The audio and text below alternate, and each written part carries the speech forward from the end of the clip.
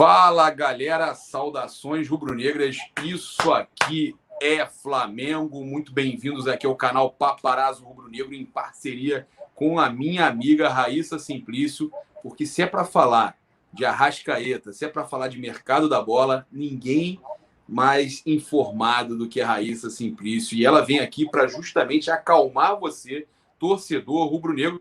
Já temos um posicionamento do Arrascaeta, já temos a informação do Flamengo confirmando o que a gente passou um pouco antes no Twitter, que ele pediu para adiar por mais um dia a reapresentação, porque só tinha voo na sexta e na segunda. Mas a Raíssa vai contar para vocês. Existe também uma insatisfação, sim, do Arrascaeta, e ela tem algumas informações, mas nada que deixe você com a pulga atrás da orelha. As coisas vão se resolver. Eu acho que a própria Raíssa acredita que ele continue no Flamengo.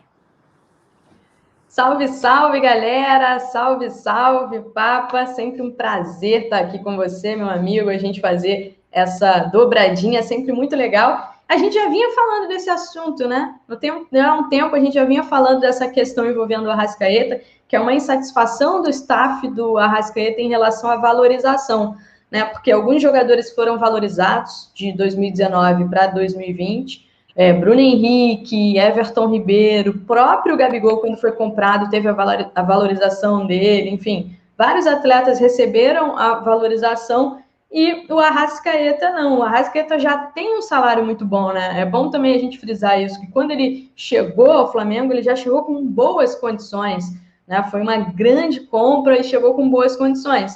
Mas fato é que existe essa insatisfação, não é uma insatisfação de hoje, é uma insatisfação que vem desde 2020. Né? Nada que não se possa resolver também. Nada, né? Que não se possa resolver. É uma insatisfação que veio desde o desde o meio do ano de 2020, desde o retorno do futebol, tá? E agora é a hora, início de temporada, é a hora, nesse meio é assim, né? Não adianta o empresário ameaçar, que ameaçou tirar do Flamengo, mas não adianta se não tem proposta. O Flamengo acredita que não tem ninguém aqui no Brasil que tenha potencial, né, financeiro para comprar o Arrascaeta. O Flamengo, ano passado, negou uma oferta de 15 milhões de euros do Al Nassr dos Emirados Árabes pelo Arrascaeta. Ou seja, não é assim, não é simples chegar e tirar o jogador. O próprio Arrascaeta se sente bem no Flamengo, gosta do Flamengo, se sente confortável no Flamengo.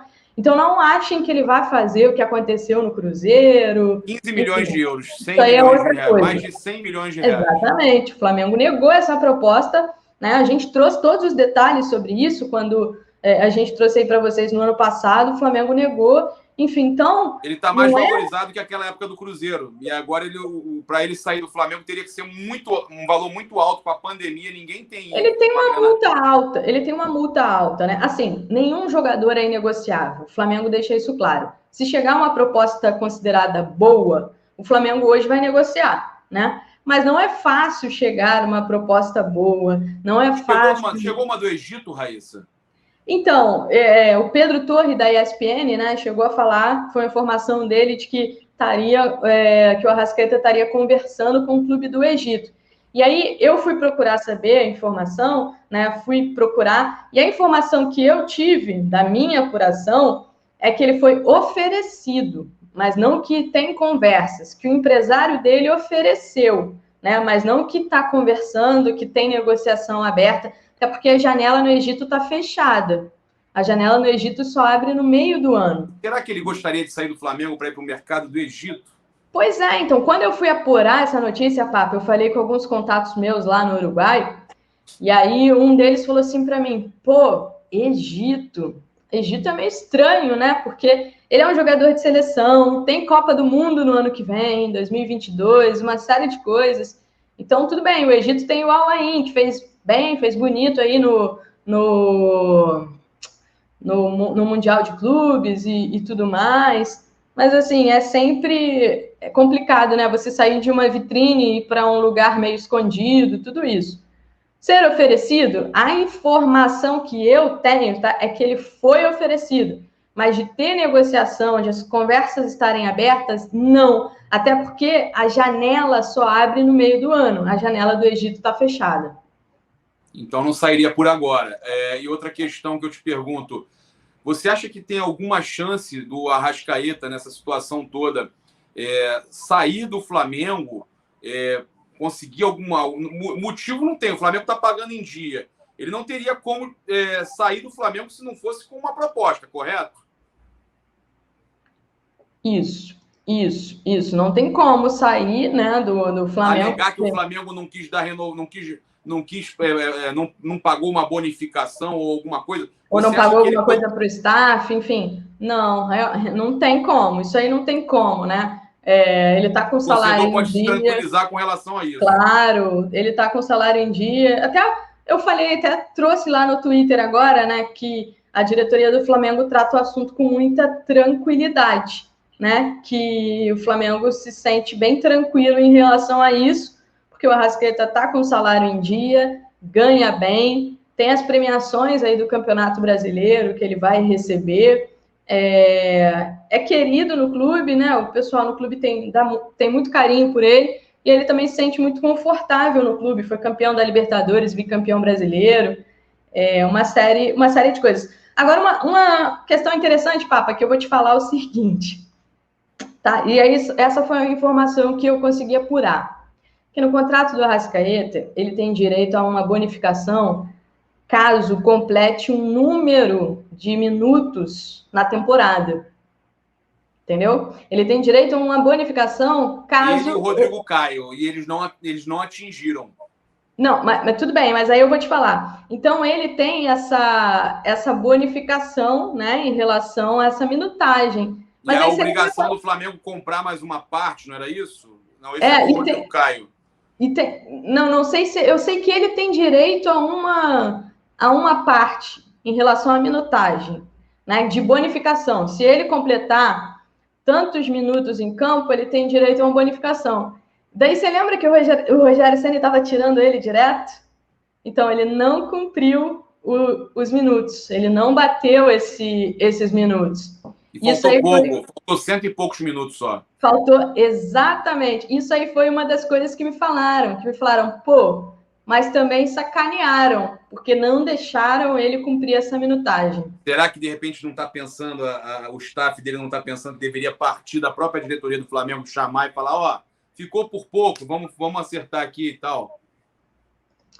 Então, eu já te falei, né, que o agente dele é uma pessoa meio complicada, um cara meio arrogante, meio complicado, tem uma relação meio paternal com a Arrascaeta, porque ele trabalha com a Arrascaeta desde que o Arrascaeta era garoto, né? Ele meio que tem uma relação meio paternal ali com o Arrascaeta, mas ele é aquele agente meio estrela, ele é ex-jogador, Daniel Fonseca é o nome dele, e ele é ex-jogador, tem aquela coisa toda de estrela. Então ele é o tipo do cara que chuta a porta mesmo e tal, mas depois se acalma e aí, né, começa a fluir a conversa. Mas no primeiro momento, ele é assim mesmo, é um cara estourado, ele estoura e é isso. E a gente não pode esquecer, né, futebol é negociação, início de temporada, é o momento de se discutir, né? O Flamengo começou a conversar com o Gerson, né, Papa, sobre questão... Eu falei aqui, inclusive, que iria começar a conversar com a Arrascaeta. O que pode estar acontecendo, Raíssa, é que pularam essa etapa, né? Se o Arrascaeta ficar para depois do Gerson, parece que agora eles querem, quero que seja agora também. Exatamente, coloca aquela pressão, porque isso não é, e é bom a gente frisar, né? Que isso não é de agora, isso já vem desde o ano passado, isso não é de agora, isso já vem desde o retorno do Campeonato Brasileiro. Então, o que eles querem fazer é acelerar essa situação quanto antes, porque na cabeça deles já está muito atrasado. Então, o posicionamento do Flamengo foi o seguinte, o atleta Arrascaeta foi liberado, exatamente o que eu e a Raíssa já estávamos passando, né? A Isa também, a nossa repórter, estava passando, que foi liberado pela direção e o técnico Rogério Ceni para se reapresentar na terça-feira. Ele está no Uruguai e o número de voos se encontra reduzido em razão da pandemia. Para ficar um maior tempo com os familiares e passar o final de semana, o atleta fez a solicitação. Caso contrário, a Arrascaeta precisaria ter retornado na sexta-feira. Ele também fez a publicação falando o seguinte, galera, me deixam aproveitar meu último dia de férias com a família. É a cara dele fazer isso, fazer esse tipo de tweet. Inclusive, um passarinho já tinha me contado, segura a onda aí que daqui a pouco ele está publicando. Não deu outra. Não deu outra. Raíssa, eu acho que dessa situação aí já ficou, né, essa informação já ficou até bem explicada. Acho que você já falou que o torcedor não tem que ficar muito preocupado com relação à saída do Arrascaeta. Então, eu vou chamar aqui agora a coletiva de imprensa do Mauricinho, depois dessa derrota aí, né? Vou falar hoje, cagada do Fluminense com um chute só. O Flamengo jogou até bem, foi bem no jogo. O Michael destoou, né, do time. O time foi bem, o Michael foi muito mal mais uma vez. Teve até o Emer Show falando lá, ui, a bola que ele furou. E a gente tem aí as coletivas do Mateuzinho, que foi muito bem na partida, e do Mauricinho. Mas antes eu quero deixar a Raíssa comunicar a galera. Tem mais alguma coisa para falar sobre isso tudo aí de negociação? Quer falar alguma coisa do Rafinha? Sabe alguma coisa do Rafinha? Tem alguma? Eu soube que até terça-feira define para bem ou para mal, né? E aí eu soube que não avançou nada esse final de semana. Aí, né? Raíssa Simplique tá aí, ó, no Instagram. Aí, ó, segue aí, galera. Eu soube que não houve nenhum avanço, né? Esse final de semana. A ideia, inclusive, era que se tivesse um desfecho, se fosse um desfecho positivo, ele se representasse até nessa segunda-feira, né? Fosse anunciado e se representasse. Mas a informação que eu tenho é que não andou nada esse final de semana. Vai ficar agora para esses 2 dias decisivos aí, segunda e terça-feira. Perfeito, Raíssa. E aí o que eu pude apurar é que o Lincoln, né, o empresário do Rafinha, estava aqui no Rio de Janeiro há vários dias e não tinha conseguido sequer ter uma nova reunião com o Marcos Braz e com o Spindle, e que isso aí estaria chateando também eles. Aí, óbvio, eles poderiam a qualquer momento estar vendo outras propostas e tudo mais. Mas o que me passaram calma que isso vai se resolver até terça-feira, para bem ou para mal. Vamos esperar para ver o que acontece, né? Vamos esperar para ver o que acontece aí. Eu já senti a diretoria mais confiante, né? Não sei você, Papa, eu já senti eles mais confiantes em relação a isso. Uma novela que vem se arrastando e não era nem o desejo do Rafinha e nem o desejo da própria diretoria. Mas, por outro lado, também o Marcos Braz é sempre muito otimista, né? Ele sempre pontua que a maioria das negociações são assim foi ali nos 45 nos 45 ali do segundo tempo, né, nos 48 e etc. Né, no minuto 90, no minuto 91, para quem lembra aí da Copa Libertadores. Mas é isso, assim, a informação que eu tenho aqui nesse final de semana não avançou, né, e aí espera-se esse desfecho nesse início de semana. Perfeito, amiga. Valeu, obrigado aí pelas suas informações. Eu peço que a galera se inscreva no seu canal Raíssa Simplício, siga no Instagram aí, @Raíssa Simplic, que tá aí, junto com ela ali, e também no Twitter, @SimpRaíssa, com P mudo. Raíssa, obrigado. Vamos acompanhar aqui agora, então, a coletiva de imprensa do Mauricinho e do Mateuzinho. Aqui as perguntas para o Mateuzinho, lateral direito do Flamengo. A primeira pergunta do Edson Viana, da Globo. Boa noite. Como explica um domínio tão grande não dar certo no final? O que poderia ter sido melhor? Eu acho que o futebol é um pouco injusto. Dominamos o jogo todo, mas infelizmente não fomos capazes de fazer o gol. Mas eu acho que a equipe está de parabéns por dominar o jogo todo, como a gente dominou. Controlamos muito bem o jogo, mas infelizmente faltou o que mais importa, que é o gol. Fred Uber, GE. Rogério Ceni assistiu ao jogo no Maracanã. O que acredita que tenha chamado mais a atenção dele? Pessoalmente, acredita que aproveitou bem esta oportunidade de atuar nas 3 primeiras rodadas? Eu tô com ele faz um tempo, desde quando ele chegou eu tô com ele. Acho que não é só um jogo que mostra o futebol que eu tenho, ele me conhece bem, mas eu acho que eu aproveitei bem essas 3 partidas iniciais e procuro dar uma sequência muito grande esse ano aqui no Flamengo. Marcos Coelho, Rádio Tupi. Mateuzinho, para você, qual o saldo dessas primeiras rodadas com os atletas mais jovens? Eu acho que foi muito positivo. Mostramos nos 3 jogos que somos capazes de bater de frente com qualquer equipe. Claro que temos que saber que eles são mais velhos, são mais rodados, mas somos jovens, estamos chegando agora, só que a gente tem futebol. Eu acho que é por isso que estamos no Flamengo. não quero desmerecer ninguém, mas exalto a nossa equipe do Flamengo, que eu acho que é uma equipe excelente, mas infelizmente hoje não deu muito bom. Mas as 2 primeiras partidas foram excelentes partidas e essa não foi diferente, só o resultado que não veio mesmo. Isabelle Costa, Paparazzo Rubro-Negro. Boa noite, Mateuzinho. Como você avalia as suas atuações nessas 3 primeiras partidas pelo Carioca, tendo em vista que era um dos mais experientes da equipe? Conseguiu passar algo para os mais jovens que te acompanharam, para os jogadores, aliás, que te acompanharam na base? Eu acho que essas 3 partidas para mim foram muito importantes. Começar a temporada jogando é muito bom. Eu acho que na primeira partida, por ser a primeira partida, nós todos estávamos um pouquinho nervosos, mas a partir da segunda e hoje mostramos que somos capazes de jogar na primeira equipe do Flamengo. Então eu estou muito feliz com as minhas atuações e procuro dar sequência esse ano, como te falei. Última pergunta para você, do Gustavo Henrique, canal Gustavo Henrique Dando Choque. Mateuzinho, no que o time precisa melhorar? Eu acho que a equipe está de parabéns.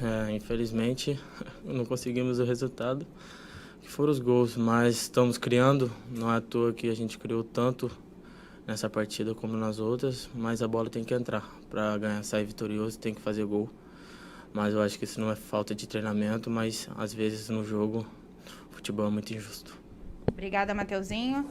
Maurício, o Flamengo hoje teve muito volume de jogo, mas falhou bastante na conclusão das jogadas. Você considera o resultado injusto? Boa noite. Claro que eu não considero o resultado justo, porém a gente sabe que o futebol ele não vive de justiça, né? Conversei isso com eles no intervalo. Acho que a gente já poderia ter aberto o placar no primeiro tempo, pelo volume, né? Pelas chances que nós criamos. Só que o nível de concentração ele tem que estar o tempo todo, né? E numa bola lá, no chute de média, né? Eles acabaram acertando um belo chute e saíram com a vitória. Porém, os números retratam o jogo que a gente fez. Só que volta a falar, eles têm que entender que esses números, né? Esse volume tem que ser traduzido em gol, que é o que vai definir a partida. Fred Uber, GE. Boa noite. Como fica o planejamento com a volta do elenco principal aos treinos? Até qual rodada será que este grupo vai representar o Flamengo no Carioca? Isso está sendo discutido ainda internamente com a diretoria, né? Eles estão resolvendo e a gente vai seguir até onde o Flamengo achar que devemos seguir, né? E assim que eu tiver uma notícia, uma resposta, a gente passa. Marcos Coelho, Rádio Tupi. Maurício, fica a sensação que o Flamengo poderia ter encaminhado a vitória ainda no primeiro tempo? Eu falei agora há pouco, acho que sim, acho que pelo volume, pelas chances criadas, né? Nós fizemos 24 finalizações, tivemos 11 chances de gols, né? Mais posse de bola, enfim. Conseguimos empurrar o Fluminense bem para trás. Acho que no primeiro tempo a gente já poderia ter aberto o placar, não sei se definido o jogo, mas já poderia ter aberto o placar. O que faria o Fluminense sair um pouquinho e de repente o jogo ficaria um pouco mais franco, mas não aconteceu. João Pedro Granete, coluna do Fla. Boa noite, Mauricinho. Qual a avaliação dos garotos nas 3 partidas?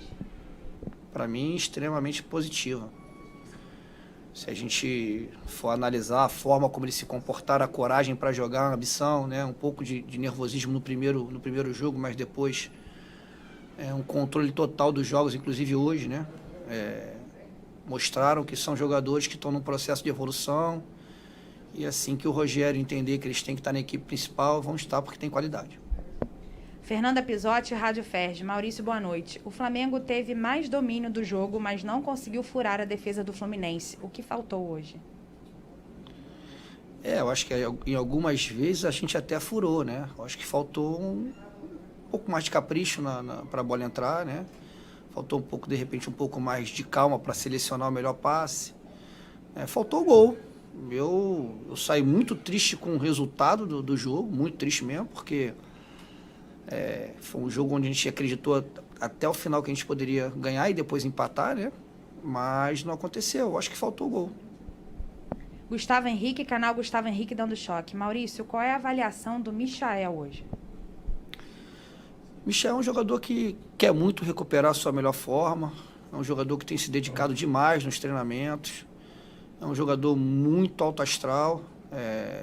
A gente sabe, ele sabe que não vive o melhor momento dele. né? Mas nós temos um plano para aumentar a minutagem dele, deixar ele em campo, para que ele possa readquirir a confiança. Porque o Michel não viria para o Flamengo se não tivesse qualidade. Ele já mostrou isso, né? Que tem qualidade e que pode voltar com a confiança a ajudar a equipe principal. Última pergunta, Isabelle Costa, Paparazzo Rubro-Negro. Boa noite, Maurício. Você pode avaliar como a presença de jogadores mais experientes e que se reapresentaram antes, como Michael, Pepe, Gabriel Batista, contribuiu nestes primeiros jogos do Carioca? Sim, eu acho que contribuiu com um maior equilíbrio, né? Eu lembro que no primeiro jogo, o que eu mais bati aqui foi que o time ele teve um pouquinho, né, de dificuldade no equilíbrio, né? A bola queimou um pouquinho, a gente não conseguiu controlar, apesar de ter muita posse. A gente teve dificuldade em alguns momentos da partida. Eu acho que esses jogadores trazem a segurança, assumem um protagonismo, né, e acaba facilitando o desenvolver dos outros atletas. Obrigada, Maurício. Obrigado a vocês, boa noite. Boa noite.